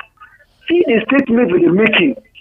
How about of the campaign of 2027 started? Which means that his opposition cannot go and another state who not be in the rule go and campaign. If this is starting like this. So I wonder, the thing are they fear. It's crazy, man. If the federal government no care of this people, no one for this people, for this it started from the this for the Benue, where the government of Benue is stopping the OPTOB to go their state and see the people. Now these people, this one and to stopping it to come to make another statement to threaten the life of people. And everybody have a citizen and they have the right to go into anywhere we like to a country. It's so this country called Nigeria. I'm very ashamed for our leaders. Let us stop this amalgamation what they're doing. Let us know that there is God. One day you can leave the seat when you become to campaign that is the president, the governor. If you sleep, did you remember that they have anything for this world? Why are you occupying the seat? Say that you have power. Thank you very much. Thank you for a good job. I just appreciate for your work. Good work. Thank you. Nana Kazaure, the Director of Strategic Communications, Obedient Movement, has released a response to what Monde Okpebolo said. She says the Obedient Movement has observed with deep concern a circulating video in which the Governor of Edo State, His Excellency Monde Okpebolo, warns His Excellency Peter Obi never to set foot in Edo State again without pre-informing him. For the avoidance of doubt, Section 41 of the 1999 Constitution of the Federal Republic of Nigeria, as amended, guarantees the right of every Nigerian citizen to move freely and reside in any part of the country. It is therefore disturbing and constitutionally indefensible for Governor Okpebolo to threaten or seek to restrict this fundamental right. Even more troubling is the pattern emerging from such dangerous utterances. This is not an isolated incident. We recall a similar threat previously issued by the Governor of Benue State against the person of His Excellency Minister Peter Obi. In both instances, Peter Obi was on missions of goodwill and charity, offering humanitarian support to citizens neglected by the very governors and government now issuing these threats. We wish to alert Nigerians and the international community that these threats should not be dismissed lightly. Should anything untoward happen to His Excellency Peter Obi, Nigerians should know where to look. Those governors are the chief security officers of their respective states, and their utterances carry weight, not just in words, but in potential consequences. We urge all well-meaning Nigerians to speak out against this descent into political intolerance and recklessness. Nigeria belongs to us all. No individual, no matter how highly placed, should attempt to fan the embers of division or incite violence with Kellen's unlawful rhetoric. It's unfortunate because we're already in that point. Bayo Nanoga did the same thing. Nothing happened. Other spokespersons did the same thing. The supporters are doing the same thing. They are fanning the embers of disunity, specifically against a certain tribe, ever since the 2023 elections. And nobody in government, none of the spokespersons have come out to say, stop this. You can go against your opponents, with facts or whatever, but not for stoking the embers of disunity. Some of them are even threatening to bring back the entire war. So it has degenerated to this point. But one would have thought that those are social media banters for those guys. But when you have active participants in governance engaging in those kind of rhetorics and narratives, use the word major. Don't use the word active. They're active now because use major participants. Yes, yeah, they are. Major. He's a governor now. It's not just the governor. The aides to the state governor, the aides to involve themselves in this. There's one guy. He does the same thing. A lot of them are into it. A lot of them are into it. And since it's tolerated, who do you want to call? Who do you want to blame? No, this is a call for the people now to action. What kind of action do they want? Yes, the people will decide. What people? The people that will be thrown in. Hello? Who told you? Forget about people. Hello, good evening. Belongs to the people. How are you? Mama Chisom from Onikpan. Chisom from Onikpan. Chisom, please go ahead. Huh? Go ahead, ma. What I'm trying to say is about the governor of Edo State. I pray that nothing will happen to Peter Obi, because any evil man, the state is even ruling. See how they're killing all these small cough boys are killing each other every day. He's not even doing anything about that. And he's threatening Peter Obi. I pray that nothing will happen to Peter Obi, because if anything happens to him, that man, I don't sure that Igbo people will leave him alone. That's what I want to say. Okay. I beg you, now first time caller, greet your guest. Welcome. Thank you. 08036929933. All right, 08036929933. Hello, good evening. Hello, good evening. How are you? Fine, thank you. Toyin Yusuf is my name. Well, is that what? My name is Oluwatoyin Yusuf. Oluwatoyin Yusuf. You be like say your mouth dey inside your speaker gongon. Eh? I'm very sorry. Can you hear me now? Go ahead. Yes, please. My own take on this matter is in respect of that coalition. Please, I want a situation whereby people speak with His Excellency Peter Obi to please step down for Alhaji Atiku Abubakar to step down for Obi and El-Rufai to contest. That is where things can be done properly. Peter Obi and El-Rufai. Yes, exactly. Okay. Yes, and for His Excellency, our current president, I've been telling my people all this while that this man doesn't practice this type of politics that can benefit people. That is the whole Nigeria. He practices politics that benefit his party. He started it in Lagos State and is doing it in Abuja now. Thank you. Thank you. All right, I think that is majority of the calls that we can take because I'm stealing somebody else's time. God forgive me, please. So I'm thieving somebody else's time. My pre-management will not chop me raw because salary. Because don't chop my salary in the name of God. Do I beg you? I need my money. You people now see that this Edo governor is an unfortunate fellow. No wonder he promised insecurity to the people of Edo. This thing he said is a direct threat to Peter Obi in order to appease APC and those who installed him and should be treated as such. All this hate for Obi are only making him more popular, more acceptable.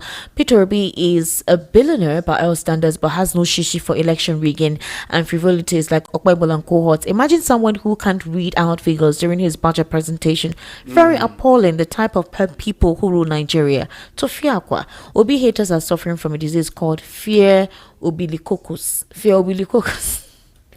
Only one drug can heal it. It's called Peter Obi Mycin. Coalition ADC must get it right, especially between Obi and Atiku, knowing that APC must push moles into the party to destroy the ADC. Tinubu doesn't like opposition, and he said it that he enjoys Labour Party and PDP problems. We need a breath of good and fresh air. Chijioke from Isolo. Please, I don't say governor is not capable. He talks like amateur governor. Is he not the man that abandoned his government for a week and came to Shiloh at Canaan land for a week? Victor from Ogun State. Good evening, Esther and the guests in the studio. Esther, we, the ordinary citizens of the country called Nigeria, were happy with all our hearts celebrating with VOP family. Thank you. May God Almighty continue to sustain the organization in Jesus' name. Amen. Esther, I am not surprised at all for what Edo State governor is saying or doing. This is APC's character all over the country, full of violence. Esther, remember, go there, grab it, snatch it, and run away with it by this current president called Tinubu. Can't you see what is happening in Lagos? Can he do such thing to Atiku? That is what the Igbos are suffering in Nigeria. Peace be still. Mayor from Ikontwebe. Well, I think Demola just explained to us why they cannot do that to Atiku Abubakar. Sandra, these people haven't said what their real plan is. My name is not Sandra. My name is Esther Mwachuku. Peter Obi is a Nigerian and have a right to enter any state he wants. Is there a war in either state that he has to take permission to visit? When rascals are in power, this is the kind of things we see. Only God knows what they are planning and plan to use security clearance as cover-up. Francis Madu from Ilupeju. Well, being the fact that he's a public figure is expected, maybe because he said he wrote to Governor Hyacinth the Benue State. He communicated with the aid of Governor Hyacinth. Yes, Peter Obi said so. Esther, sir. So you're saying that it's not right for him. Let me tell you something. Okay. If you want security, you write to the commissioner. You write to the commissioner for security. That is what, not the governor. And even if you step in, the moment you step into the border of a state, automatically you are under the protection of the administration of that state. Okay, the question is, as a VIP, a well-known personality, you don't need that. Do you need permission? That is why it's only in Nigeria that a VIP gets security. In the normal setting, everybody gets the same security. Okay. Every security is for everybody. Okay. It doesn't separate anybody. Now, what do you mean by VIP? Good evening, Esther. This country has turned into a gangster paradise. If not, how can a Nigerian citizen take an excuse before he can visit a particular state to render help? He's saying that because he's an APC person and he belongs to the gang of criminals. Obi should not listen to him. He will eventually conquer all of them by the grace of God. Adams Uluwatoyin from Ijebu. Well, I will say that all the politicians and VIP should be careful, especially if you're not with the current political party. That's, I think this is a message. They should start getting their own personal security. They'll be taking them around, because if a governor is uttering this one, and the Benue said the same thing. Yeah, so I mean, it's becoming a chain reaction now. Yeah, so I think they all need to be careful. They all need to maybe start getting personal security now. Maybe not just personal security, even they'll be carrying weapons. They should, wherever it is. Because I don't understand this one now. Because the next will tell them that, well, after all, he didn't tell me. What if something happens and they'll say, well, I told you not to come not to come because you should have told me. And then what do you now say? Meanwhile, the person is gone.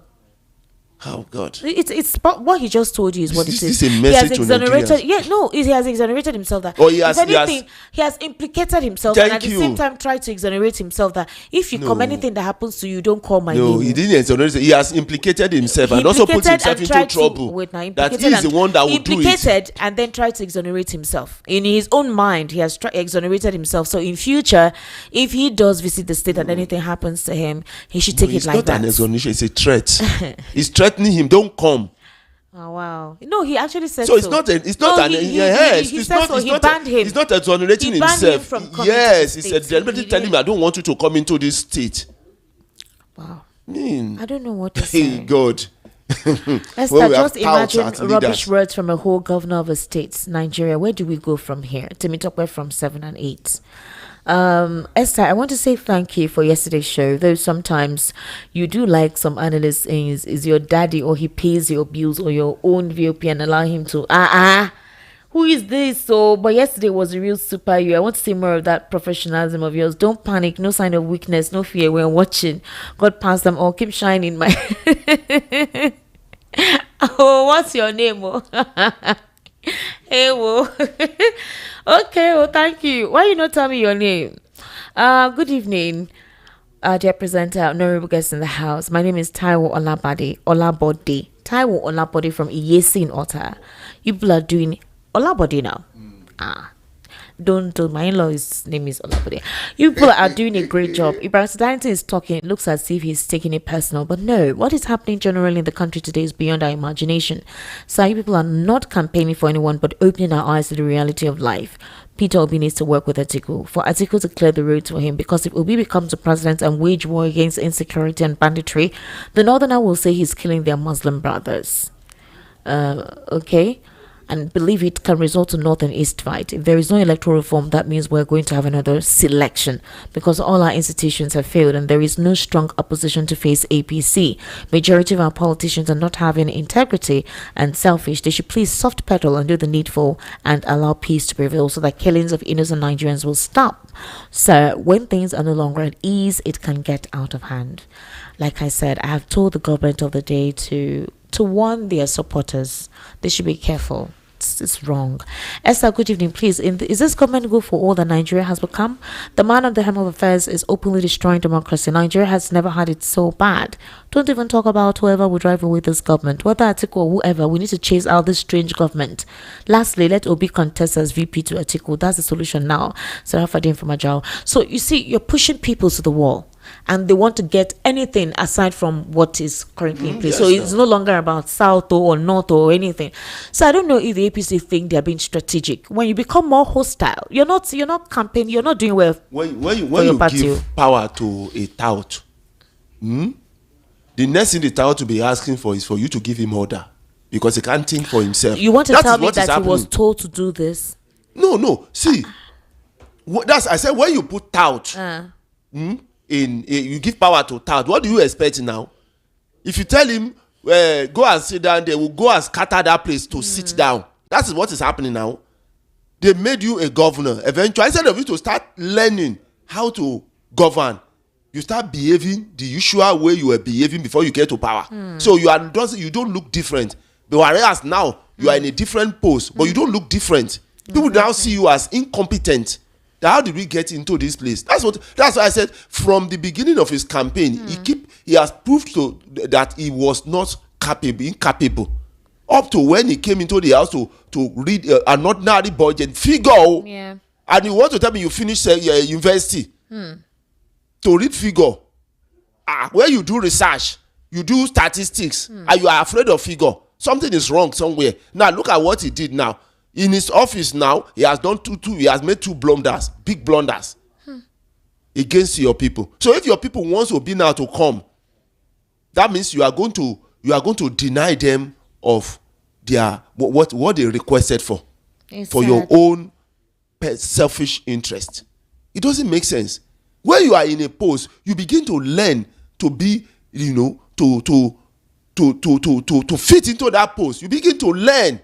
You begin to get people that will be teaching you how to fit very well into that post. But they don't do that because they are not different from touts. All right. Miscreants. All right, we need to wrap up now. Ladies and gentlemen, thank you so much. We have a program coming up right about now. We took this extra time because we already explained to you. So thank you so much for being part of the conversation this evening. We'll see you on the Political Spotlight. My name is Esther Machuku, and Lawa Ekundaya was with us. Good evening.